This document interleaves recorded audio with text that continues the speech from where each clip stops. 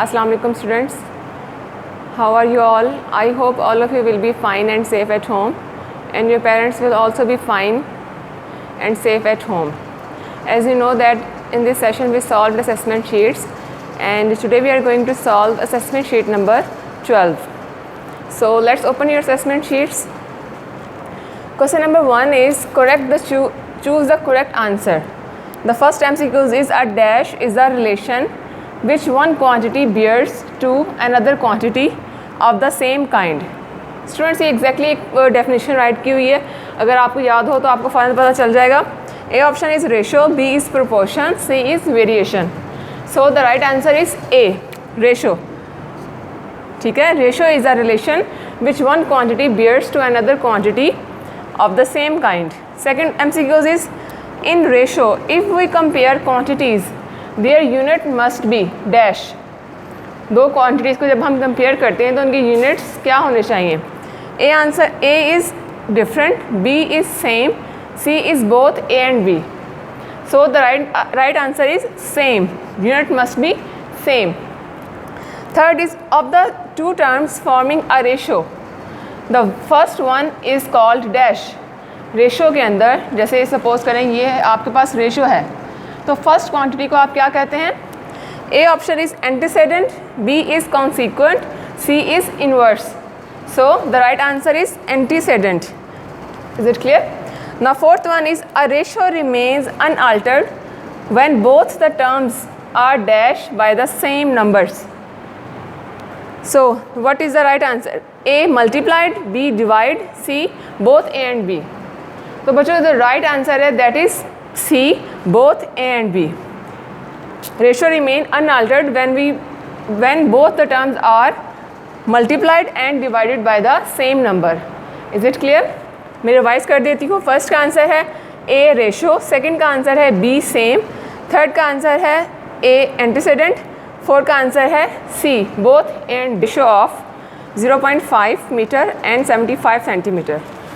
I'm just going to write the answer on the board. You can see question from your assessment sheet. Okay. The first one is ratio find करने 0.5 metre and 75 centimetre. Here you can see students metre तो same है, unit तो same है, length ही का unit है, लेकिन different thing is one जो है बड़ा यूनिट है, मीटर बड़ा है और सेंटीमीटर छोटा है, तो यूनिट आपका दोनों को सेम करना है आपने. ठीक है, तो मीटर को आपने सेंटीमीटर में कन्वर्ट करना है. लाइक अगर मीटर को सेंटीमीटर में कन्वर्ट करना हो तो so you have to multiply a number by 100. Like is equal to लिख के 0.5 मीटर मल्टीप्लाई बाय 100. ठीक है, 100 से आपने इसको मल्टीप्लाई करना है और आपके पास क्या आ जाएगा, आंसर सेंटीमीटर में हो जाएगा. And 75 centimetre.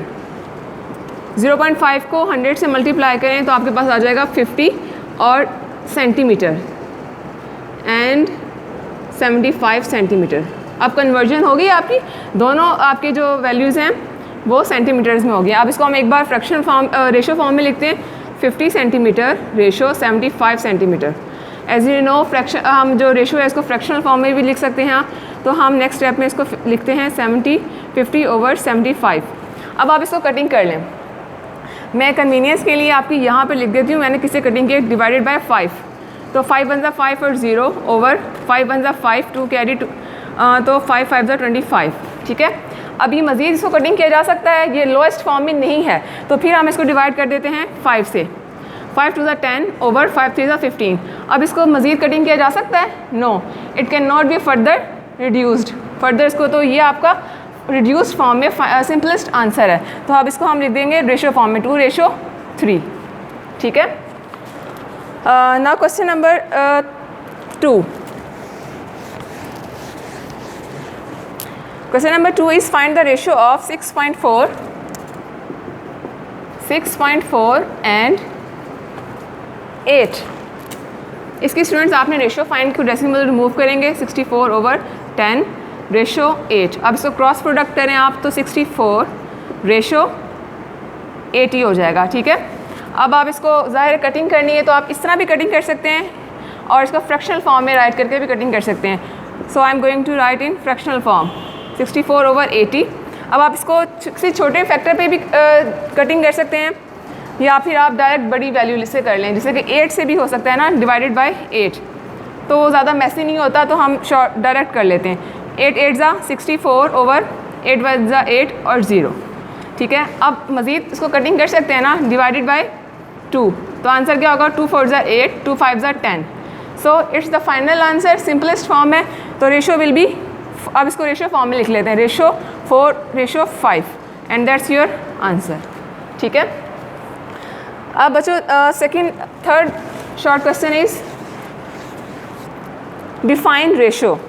ये आपका पेज नंबर 82 बुक का ओपन करें, उस पर डेफिनेशन दी हुई है, आपने इसको वहाँ से एग्जैक्टली लर्न कर लेना है और असेसमेंट शीट पे राइट भी कर लेना है। ये आपका फर्स्ट MCQs भी था, मैं रीड कर देती हूँ। A ratio is a relation which one quantity bears to another quantity of the same kind is called ratio. ठीक है, और ये भी कह सकते हैं अदर वर्ड्स में, अ ratio is a relation between two quantities of same kind. ठीक है, तो ये डेफिनेशन आपने कर लेनी है।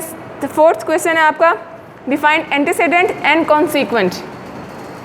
ये बच्चों आपकी डेफिनेशन पेज नंबर 83 पे डेफिनेशन है, वहाँ से आपने इसको लर्न कर लेना है। अब होता क्या है, मैं आपको थोड़ा सा ब्रीफ कर देती हूँ। ये भी आपके MCQs में दिया गया है, of two terms forming a ratio. अब देखें, जैसे आपके पास ये रेशो है ना, A:B, तो जो फर्स्ट क्वांटिटी है ना स्टूडेंट्स, ये ratio, in ratio first quantity is called एंटीसेडेंट